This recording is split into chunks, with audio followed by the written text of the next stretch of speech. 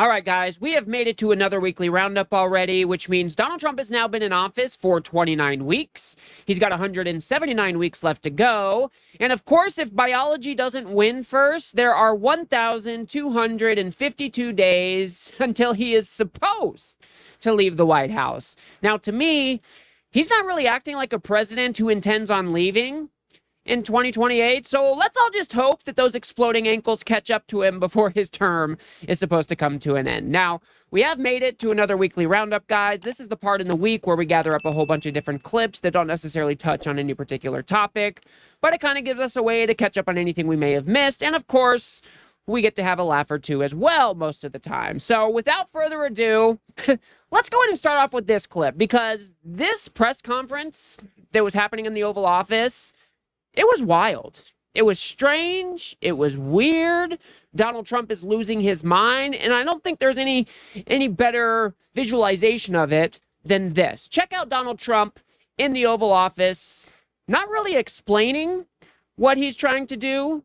He's just trying to let the graph speak for itself. If you guys do appreciate my work, please do remember to subscribe. This one chart really says it better than anything. If you look at this is great. But this chart is pretty amazing right here.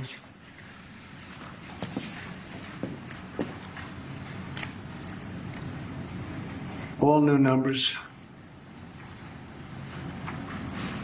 Okay? What is he doing? Numbers, guys? Numbers? Do you see that?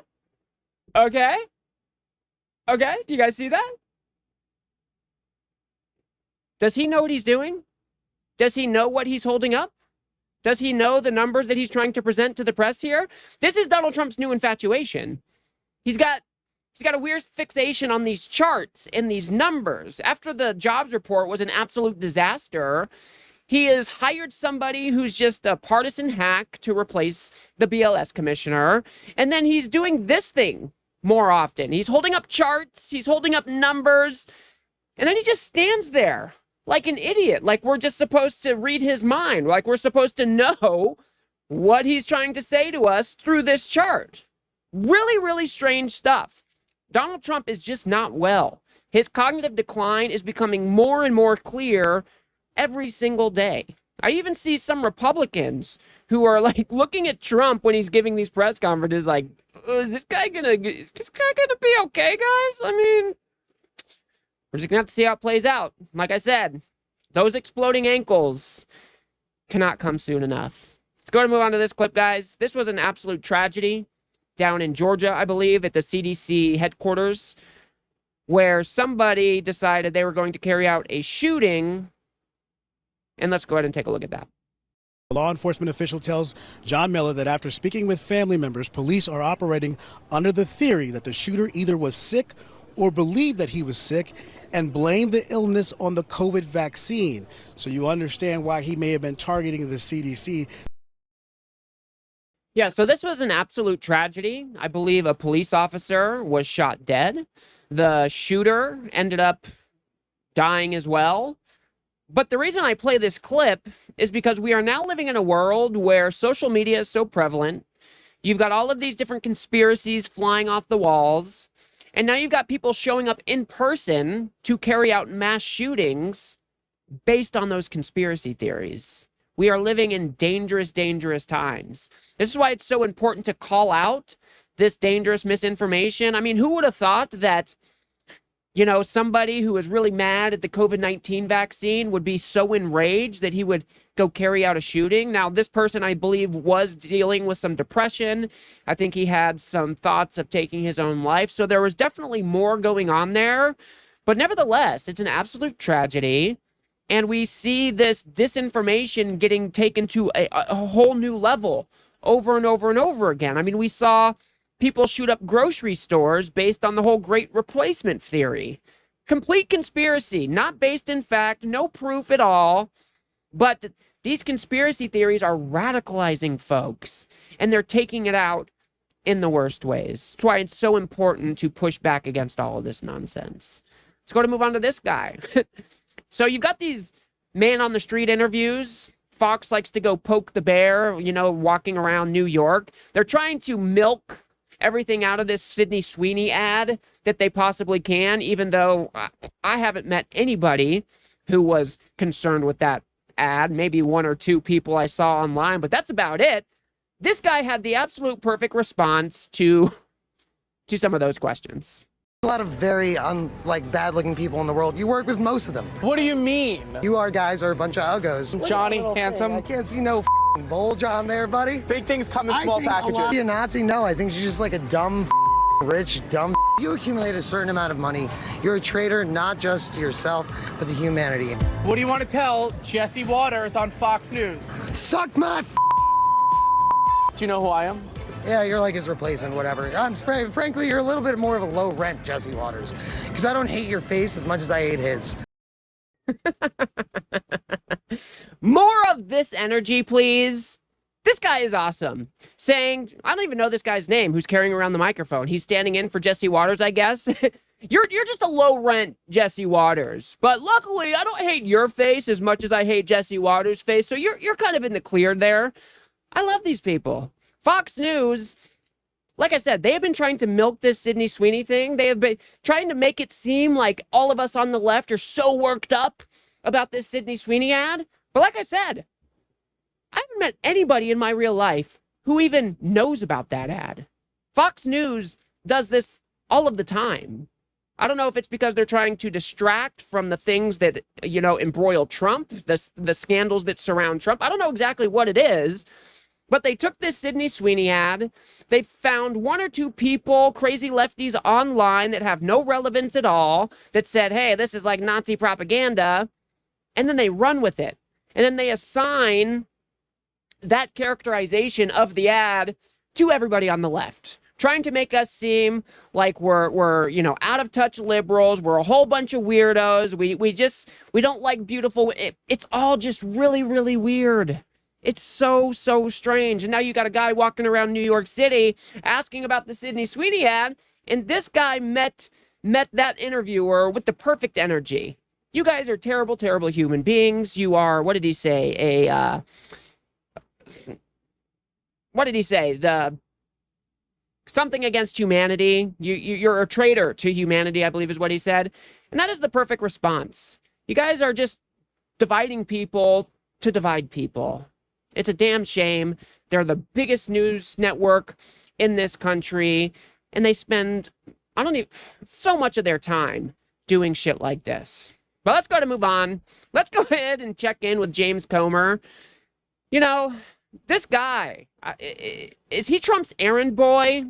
Because I feel like he's just one of those guys who's kind of working in the background like a little mouse, just trying to dig up shit on everybody here and there, launching pointless investigations. Let's hear what he's on about today. There's a possibility that a lot of these executive orders and pardons can be declared null and void in a court of law. So you're saying that those pardons may not be legal or legitimate? I am saying that, Maria. And if you look at Joe Biden's one interview he's given in post-presidency about the auto pen was with the New York Times, and he admitted to the New York Times that they wouldn't, that they, that he just delegated that to staff. Unbelievable.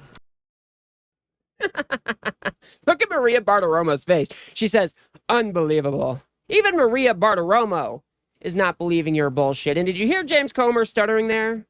Well, did you hear Biden admitted that he admitted that he delegated that stuff to staff? You know, James Comer is just full of shit. Is this really what he's on about these days? Where you've got inflation going up, you got a war in Ukraine. I mean, you've got all of these different things to worry about, and they're still talking about the auto pen because they just want to give another reason for people to hate the Democrats, to hate people on the left. The whole point of the auto pen is you have a president who signs off on any particular action, and then you delegate the auto pen to your staff. That's kind of how it's supposed to work, you dumbass.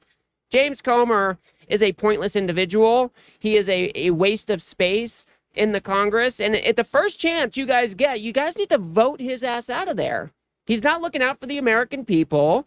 He is just going and trying to stir shit up for the sake of stirring shit up. I don't know if Donald Trump put him on this scent or what it is, but it's such a waste of time. Just leave Biden alone. He's not even going to come back into the government ever again. Just let him go retire. These people, they ain't got nothing better to do, I guess.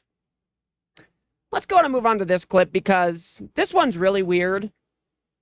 You got Benny Johnson, and he was given the so-called new media seat in the press briefing room. Given the heroic actions of a member of this administration just a few blocks from this building, will the president consider giving the Presidential Medal of Freedom to Big Balls? I haven't spoken to him about that, but perhaps it's something he would consider. Perhaps it's something he would consider, guys. We should give Big Balls the Presidential Medal of Freedom. What? The reason I play this clip is, for one, to just show you that people like Benny Johnson, they are an unserious people. They could be asking like real hard-hitting questions that actually relate to what this administration is doing, but no. He is there to fill a propaganda role. He is there to ask stupid questions like this about some guy named Big Balls. And the second reason I played it is because I find it completely fascinating, completely out of whack, that Benny Johnson, somebody who took millions of dollars from a Russian disinfo campaign, he's in the in the press briefing room asking questions. Now, Benny Johnson himself didn't know that he was taking Russia propaganda money or Russian disinfo money or Russian operation money. That was never proven in the indictment. But his rhetoric is so divisive. His rhetoric is so in line with what Russia intends to pump into Americans' brains that he was willing to pay Benny Johnson millions upon millions of dollars to pump out more of his bullshit. And now it is that guy who is sitting in the press briefing room asking about a guy named Big Balls, pretending that crime is absolutely out of control in Washington, D.C. Why? So he can sell the idea that Trump's deployment of the National Guard and federalizing of the Metropolitan Police, well, it's A-okay. It's actually what's needed because crime is out of control. It is insane to me that these people are as close to the administration as they are. It is wild. It is unbecoming. It is degrading to the office of the president. Here's Scott Perry saying that it's actually Trump who is going to lay the smackdown on Vladimir Putin. Hey, this thing's going to end, and it's going to end under President Trump's watch, and it's going to end because President Trump is going to put the smackdown on Vladimir Putin, and it's about time. What world do these people live in? Have they not witnessed Donald Trump over this first 6 months in office? Have they not seen him tacoing and, running cover for Putin over and over and over again? Oh, we're setting a deadline. You better come to the negotiating table. You better make a deal. Oh, we're actually going to give him a little bit more time. Donald Trump has done this over and over and over and over again. Donald Trump is being played by Putin. And you have Scott Perry going out there and saying, actually, guys, it's Donald Trump. He's going to lay the smackdown on Putin, and it's about time. What a weak and feckless man. Imagine debasing yourself so royally like that to try to suck up to Donald Trump. Donald Trump is no tough negotiator. He's not going to make this war come to an end on day one like he promised. He's not even going to make this war come to an end after this meeting in Russia. I mean, he's an absolute joke. Russia knows this. Putin knows this. He's going to walk into that meeting. He's going to flatter Donald Trump, and Donald Trump is going to give him a little bit more time. That's what my guess is going to go down in that meeting. But to think Donald Trump is the master negotiator, he's going to lay the smackdown on Vladimir Putin, it's probably the funniest thing I've heard all week.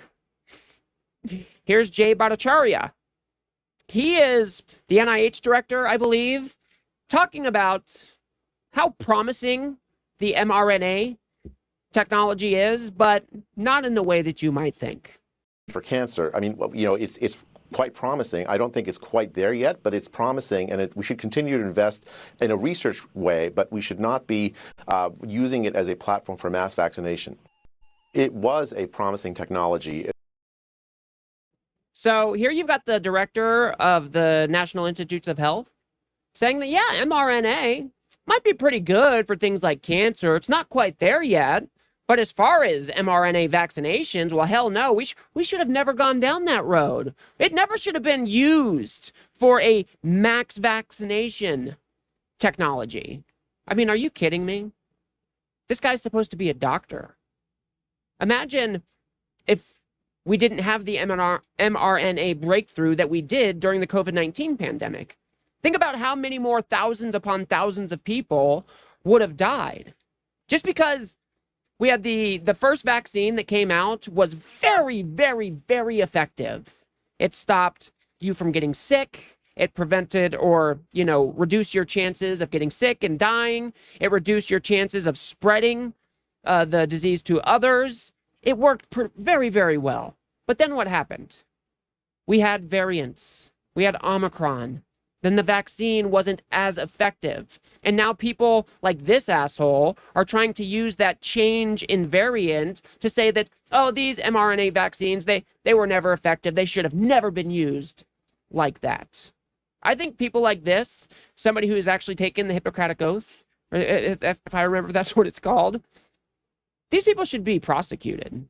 I mean, what he is saying here is that we're going to withhold this technology that, and by withholding that technology, by not allowing this technology to be used in vaccinations, well, we could see hundreds, if not hundreds of thousands, if not millions of people die.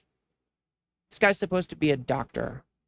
And not to mention, RFK just announced that they are pulling some, I forget the number of contracts, 500 contracts, 25 contracts, whole bunch of contracts, $500 million, I believe it was, worth of contracts to study and research mRNA technology as a means to vaccination.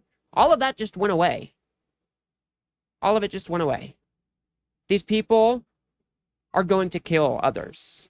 They are going to harm the American people. And they are the people, the doctors, who should know better.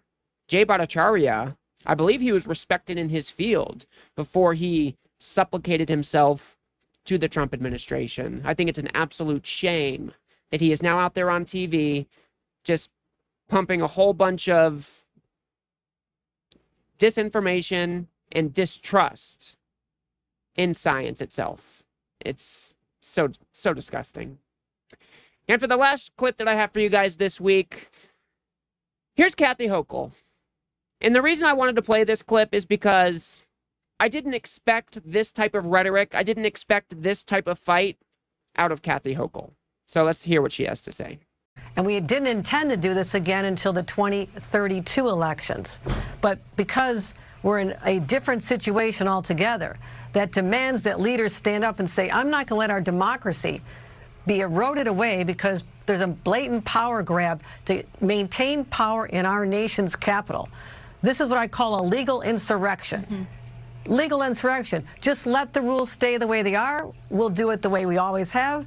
But here we have Texas and now going to other states. J.D. Vance, why aren't you looking out for how to lower costs like you promised? Instead, he's going like a lapdog around the country to different states saying, oh, can we pick up some here? Can we pick up some here? Because they know they're going to lose next year. That's the only reason they're engaging this. And also might be a nice distraction from people asking, all of a sudden this happens when they refuse to release the Epstein files. So I'm not going to go over the whole redistricting fight right now. We've talked about that quite a bit. Donald Trump called up Texas. They're trying to find 5 more seats to try to rig the 2026 midterms. And the reason that I play this clip is because, admittedly, I don't know much about New York politics, but my overall impression of Kathy Hochul was that she was a pretty milquetoast Democrat. Not somebody that is more akin to somebody like Jasmine Crockett or AOC. Not somebody that you see going out there and putting on the fight, so to speak. And so when I heard her actually start to get serious about punching back in this redistricting fight, I'm here for it. And I think we need to highlight leaders who are taking on this fight. I think it's important that our elected leaders, our Democratic leaders, know that this is the type of fight we want from them. And I think it's important that we highlight these voices. These people should be rewarded if they are, fighting the game in the right way, right? If they're coming out there and they're saying the right things, if they're passing the right policies, if they're doing something that we appreciate, they should be rewarded for that. So I wanted to highlight her voice in particular because I thought of her as more of a milquetoast Democrat, and I think that she is coming out there. She's got her rhetorical boxing gloves on, and she is ready to have this fight. Now, hopefully, it's not just rhetoric. Hopefully, she will back up her words with an actual redistricting fight in New York. Hopefully, she has what it takes to go in there and actually gerrymander the hell out of New York, if that's what the Republicans force us to do. But I do think it's important that we highlight these voices when we call out our leaders when they're doing something right. We got to let them know. There's got to be a positive feedback loop for our elected leaders. So that is the reason that I wanted to play this particular clip. Hopefully Kathy Hochul has some follow through. But those are the clips that I had for you guys this week. I hope everybody out there is doing well. The summer is coming to an end, unfortunately, although it's been pretty damn hot where I'm at. Hopefully everybody out there, you guys are doing well. Hopefully you are enjoying the rest of the summer that is still left. Any of you guys out there like the fall? I mean, the fall is really nice. You got the changing of the colors. But then after that, you got the snow and the rain and all that nonsense, which I'm kind of fed up with personally, but we'll have to see how it goes. Anyway, guys, hope everybody's out there doing well. I will see you guys next week. If you guys got anything out of this video, please do remember to smash that like button and subscribe. Maybe share with a friend or two. I'd very much appreciate that. We are trying to build something here on the left that pushes back against this right-wing media ecosystem that just launders all of this authoritarian nonsense for the Trump administration day in and day out. So if you do like what I do here, remember to smash that subscribe button. Of course, that is free on YouTube. If you want to go a step above and beyond that, we have launched a Substack over at politiscape.substack.com. You can subscribe for $5 a month over there.